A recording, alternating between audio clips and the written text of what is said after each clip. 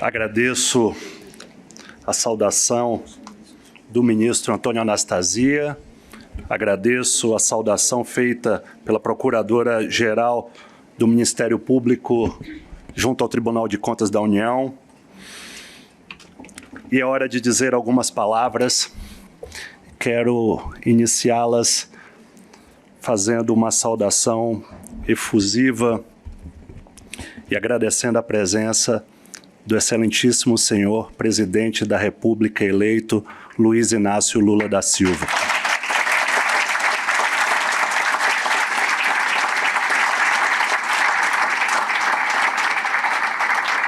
Também cumprimento e agradeço a presença do excelentíssimo senhor ex-presidente da República, ex-presidente do Congresso Nacional, dileto amigo, presidente José Sarney.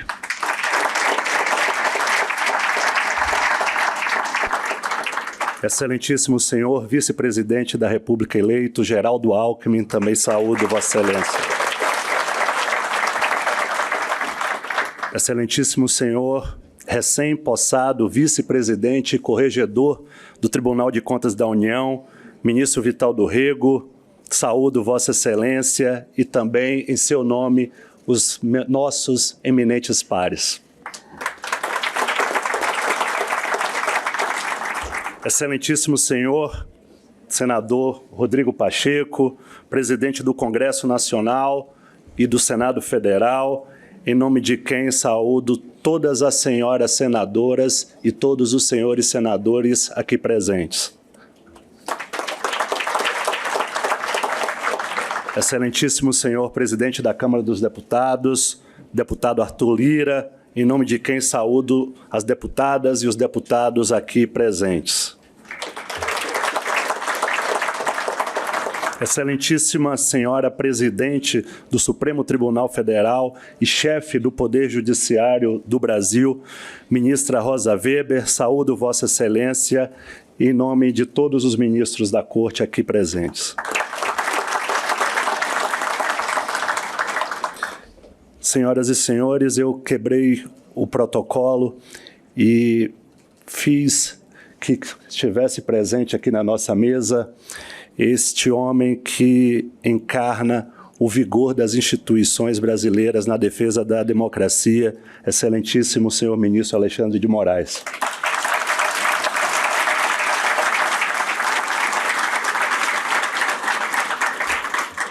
Excelentíssimo senhor governador do estado da Bahia, ministro já anunciado da Casa Civil da Presidência da República, Rui Costa, em nome de quem saúdo todos os governadores presentes. Saúdo também a Procuradora-Geral, doutora Cristina Machado da Costa e Silva, e o presidente da Ordem dos Advogados do Brasil, Beto Simonetti, meu dileto amigo, demais autoridades que abrilhantam esta cerimônia. Eu faço questão de mencionar que 9 dos 11 ministros da Suprema Corte do Brasil se encontram aqui presentes.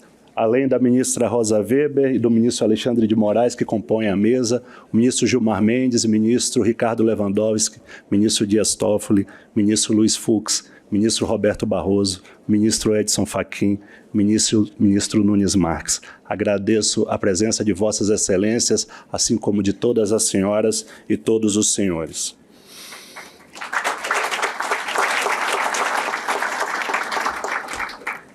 Em 13 de agosto de 2014, quando tomei posse como ministro neste Tribunal de Contas da União, citei uma passagem do livro de Eclesiastes: tudo tem seu tempo determinado sobre a face da terra. Aquele momento era, deveras, tempo de comemorar. A missão que então fui investido me permitiria um olhar novo sobre a administração pública. Com muita gratidão, revisito os meus 8 anos de exercício do cargo e os acontecimentos de nossa história, e compreendo humildemente a responsabilidade desta secular instituição para com o país.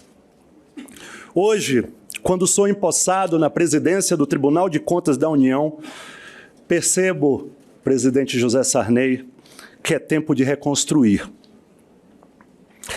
Nesta mesma data, em 14 de dezembro, por uma feliz conspiração do destino, celebra-se o Dia Nacional de Combate à Pobreza, instituído pela Lei nº 11.072, de 2005, sancionada pelo presidente Luiz Inácio Lula da Silva. Acerca deste dia, o então presidente do Congresso Nacional, José Sarney, referência incontroversa de democrata, intelectual, escritor e uma das mais superlativas personalidades da vida pública brasileira, meu amigo pessoal e conselheiro, se expressou. Diante desse problema de tantas faces, a maior de todas, a tragédia das crianças mortas pela fome, o presidente Lula da Silva mobiliza nossas consciências num chamamento para um mutirão generoso de combate a essa vergonha mundial, que não pode subsistir num país de tão amplas riquezas e grande capacidade de produzir alimentos como o Brasil. Não poderia eu, portanto, dedicar este momento senão a concitar as senhoras e os senhores a refletir sobre a situação social de nosso país e o papel das instituições democráticas em nossa quadra histórica. Ao eleger desde muito cedo o serviço público como minha missão, estabeleci como propósito trabalhar para que todo cidadão brasileiro tenha uma vida digna e compatível com a grandeza de nossa nação. No parlamento, como servidor de carreira, pude empreender e compreender que a escuta, o diálogo e o respeito à diversidade de opinião são a essência da vida democrática. Presidente Rodrigo Pacheco, minha trajetória no Senado Federal iniciou-se no já distante ano de 2003, quando ingressei nos quadros daquela casa presidida por Vossa Excelência pela via estreita do concurso público. Em 2007, minha nomeação como consultor-geral pelo então presidente senador Renan Calheiros, a quem homenageio nesta data, foi precedida de uma consulta ao ministro Gilmar Mendes, com quem eu havia trabalhado na reforma do Judiciário. Segui no cargo de consultor-geral com a renovação do ato de nomeação pelos presidentes Tião Viana, Garibaldi Alves e José Sarney. Fui consultor-geral de todos eles. Essa companhia respeitosa foi e tem sido importante fonte de aprendizado para mim. Minhas senhoras, meus senhores, nos últimos anos vivenciamos um verdadeiro retrocesso civilizatório, em que o alarido das redes sociais e a instabilidade institucional relegaram ao segundo plano o que deveria ser prioritário em nossa sociedade. Eis o resultado. A fome e a pobreza, que gradativamente se afastavam de nós, voltaram a atormentar o país em níveis elevados, atingindo mais bruscamente as mulheres, as crianças e as pessoas negras. O estudo Síntese de Indicadores Sociais do IBGE revela que, em 2021, a pobreza teve aumento recorde e atingiu 62.500.000 brasileiros, o maior índice desde 2012. A proporção de crianças menores de 14 anos de idade abaixo da linha da pobreza chegou a mais de 46%, o maior percentual da série iniciada em 2012. A proporção de pretos e pardos abaixo da linha da pobreza, 37,7%, é praticamente o dobro da proporção de brancos, 18,6%. E cerca de 62,8% das pessoas que vivem em domicílios chefiados por mulheres sem cônjuge e com filhos menores de 14 anos estão abaixo da linha da pobreza. Hoje no Brasil, mais de 33 milhões de pessoas não possuem o suficiente para comer, o equivalente à população do Peru, ou quase 2 vezes a do Equador, de acordo com o segundo inquérito nacional sobre insegurança alimentar no contexto da pandemia de Covid-19. Mas apesar do quadro dramático que descrevi, assumo a presidência desta corte munido de otimismo, convicto de que agora é tempo de reconstruir, é tempo de pacificar, é tempo de dar as mãos. Cada instituição brasileira tem o inadiável dever de intensificar os seus melhores esforços em prol dos vulneráveis. Uma interpretação mais apressada poderia indagar: o que o combate à fome e à pobreza, tema político por excelência, teria a ver com o Tribunal de Contas da União? Tem tudo a ver, minhas senhoras e meus senhores, e por vários motivos. Primeiro, porque o Tribunal de Contas da União não é uma instituição de governo, mas sim uma instituição de Estado. Segundo, porque a incumbência constitucional de velar pelo bom uso dos bens e dinheiros públicos impõe o dever de aferir se o orçamento está sendo devidamente alocado nas políticas sociais prometidas à população. Quando da instalação do Tribunal de Contas, o primeiro deles, em 1893, Cezedelo Correia, ministro da Fazenda de Floriano Peixoto, expressou assim o seu contentamento: felicito o país e a República pelo estabelecimento de uma instituição que será a garantia de boa administração e o maior embaraço que poderão encontrar os governos para a prática de abusos no que diz respeito a dinheiro público. É aquela mesma instituição, agora bafejada pelos ventos democráticos e modernizadores da Carta de 88, que tenho a honra de integrar e agora presidir, numa investidura pro tempore, na preciosa companhia de ministros conscientes da dimensão de suas responsabilidades e assessorado por um dos quadros mais bem preparados do funcionalismo público. Diante dos desafios postos, conclamo esta Casa a declarar como prioridade na agenda de prioridades o exercício de nossas competências institucionais para acompanhar e alavancar as políticas públicas destinadas à redução de desigualdades sociais e econômicas. No cenário de escassez de recursos públicos em que vivemos, precisamos revisitar periodicamente os resultados das políticas que adotamos e compará-las com as alternativas possíveis em busca de eficiência, em busca de fazer mais com menos. Passa da hora de desenvolvermos de maneira customizada para a nossa realidade, inclusive contando com o auxílio da tecnologia, estratégias e métodos de reexame de políticas públicas, de priorização das demandas e de reorientação dos gastos, dentro da permanente vigilância da responsabilidade fiscal. Queremos, da mesma forma, dividir esta tarefa com a sociedade. Seremos parceiros nessa jornada. Não queremos ter apenas os 1.500 auditores que temos hoje.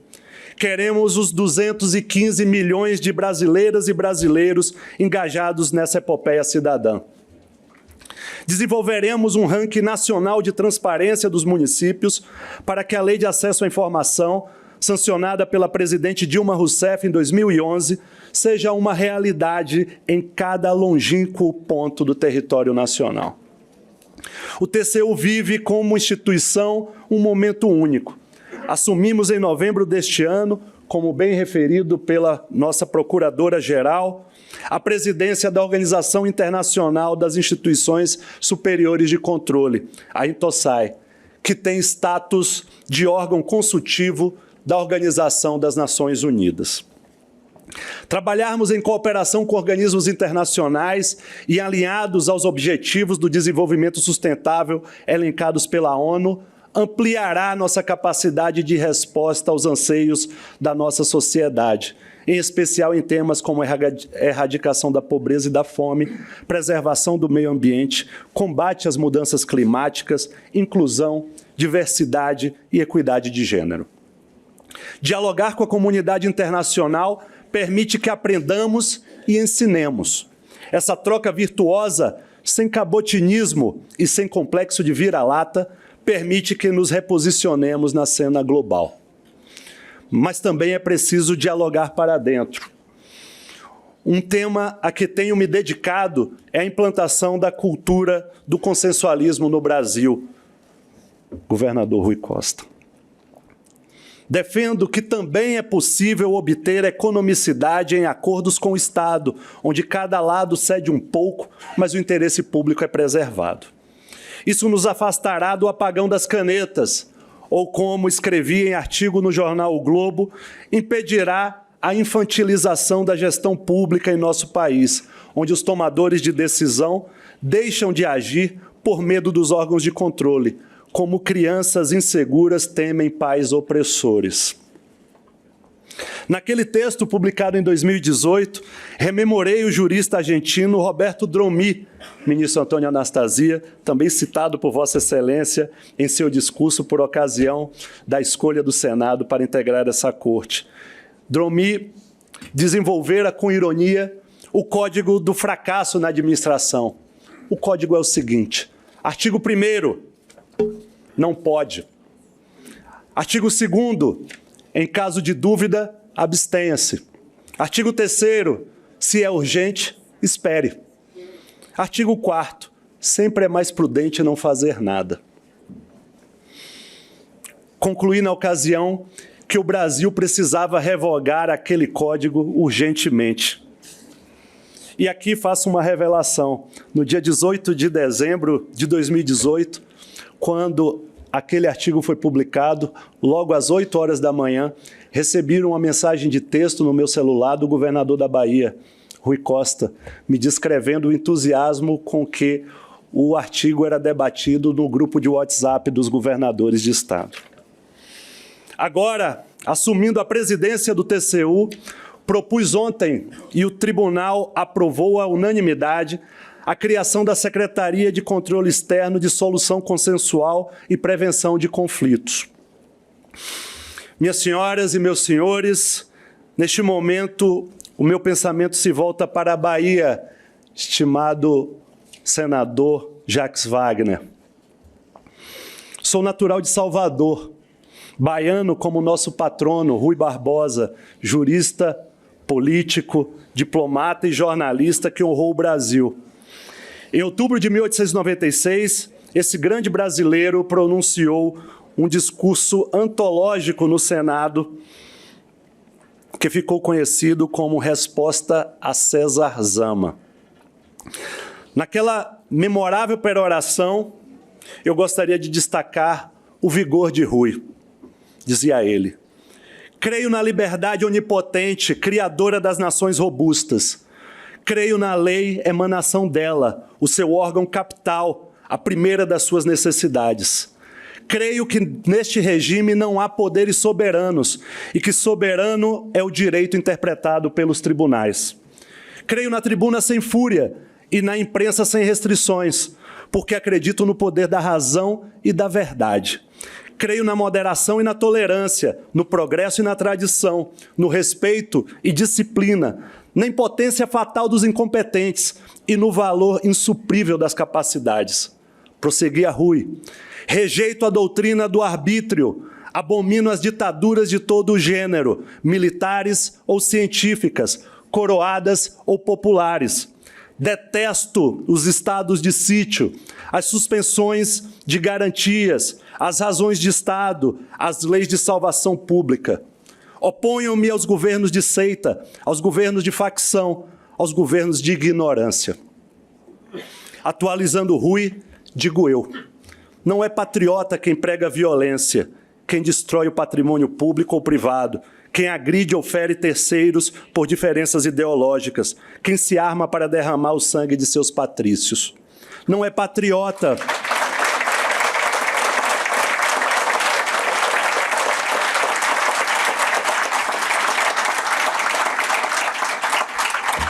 Não é patriota quem drena a energia, a alegria e a paz de seu povo. Patriota é aquele que ama o seu país. Patriota é quem busca fortalecer as instituições republicanas e democráticas. Patriota é a parcela da sociedade brasileira que quis e participou ativa e pacificamente para a recuperação da cidadania, vendo triunfar a democracia contra o arbítrio na promulgação da Constituição de 88. Eu poderia, ministro Alexandre de Moraes, repetir cada palavra pronunciada por Vossa Excelência na solenidade de 12 de dezembro último, por ocasião da diplomação do presidente e do vice-presidente da República eleitos. Mas suas palavras, somadas às de Rui, expressam meu sentimento. Senhoras e senhores, Norberto Bobbio considerava a democracia como sendo idealmente o governo do poder visível ou do governo cujos atos se desenvolvem em público, sob o controle da opinião pública. Em linguagem clara, a transparência dos atos governamentais é exigência da democracia, que rejeita biombos, véus e escaninhos secretos na administração pública.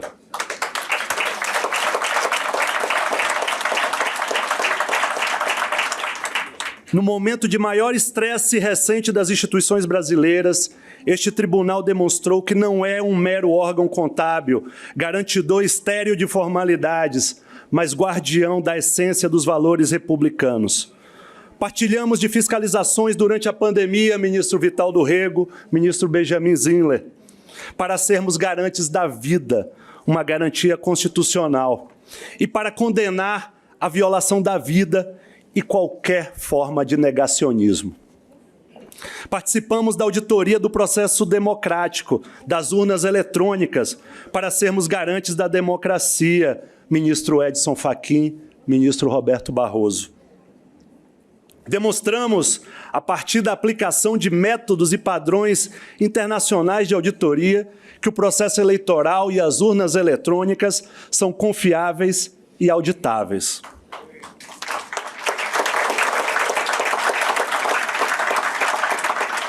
Foi assim também que agimos duramente contra o peculato informacional, a propagação de informações falsas, fake news, com dinheiro público, quando este plenário deliberou pela suspensão de veiculação de publicidade governamental em sites criminosos e determinou ao governo federal a revisão das regras de governança pública sobre o financiamento de mídias digitais.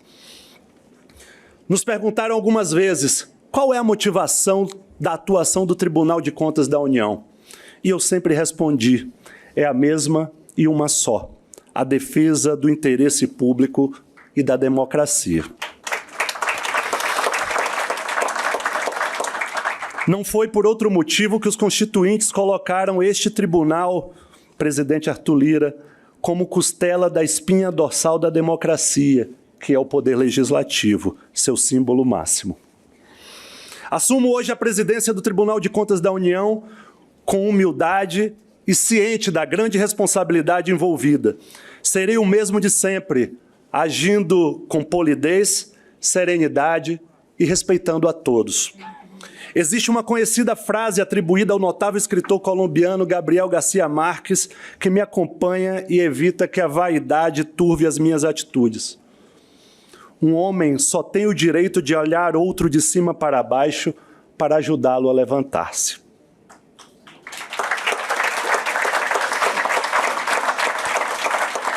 Por dever de justiça, cumpre-me reconhecer o espírito público da eminente ministra Ana Reis, que dignamente, antes de deixar a presidência do Tribunal de Contas da União, pavimentou o caminho para uma transição segura, serena e sem sobressaltos. Presto merecida reverência a todos os ministros que, com competência e retidão, presidiram esta Corte de Contas. Saúdo a todos na pessoa de nosso hoje decano, ministro Alton Alencar Rodrigues. Estou irmanado nessa missão institucional com o ministro Vital do Rego, meu dileto amigo, paraibano como meu pai, agora empossado como vice-presidente do Tribunal de Contas da União. Caráter sem jaça, Vital do Rego é formado em Medicina e Direito.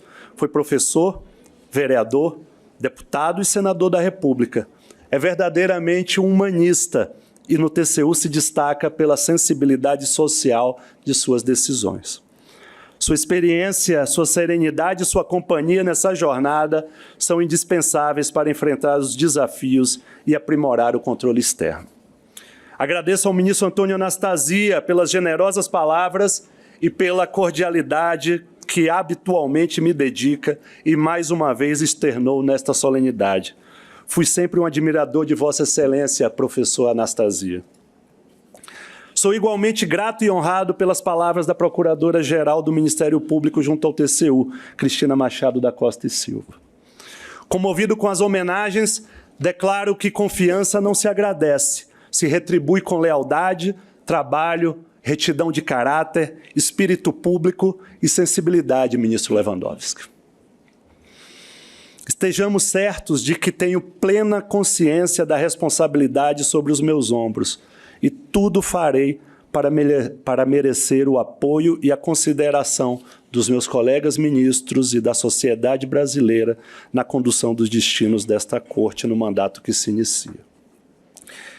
Em especial, faço um preito de gratidão e amor aos meus queridos pais.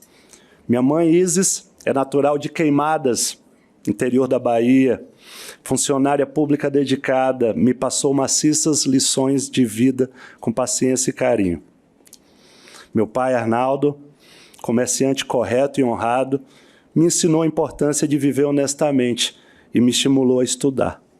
A eles devo a minha formação humanista de respeito ao próximo e ao bem comum. Encerro com o meu pensamento e meu coração mais uma vez na Bahia, que, repito sempre, me deu régua, compasso e desembaraço. Passei minha adolescência em Feira de Santana, princesa do sertão, de onde honradamente sou cidadão honorário. Brasília me deu espaço, lastro e passo. Vivi intensamente, aprendi diariamente, cresci constantemente nesta cidade que me acolhe há 25 anos. E assim chego a este dia, mais amadurecido e vivido, mas com o mesmo coração palpitante e o mesmo brilho nos olhos do menino baiano que carregava consigo todos os sonhos do mundo. Reitero meus compromissos com o Brasil, com a democracia, com a Constituição da República e as leis do país, com o exercício do controle externo como eficaz instrumento de fiscalização dos atos e das atividades da administração pública. Muito obrigado a todos pela atenção com que me ouviram.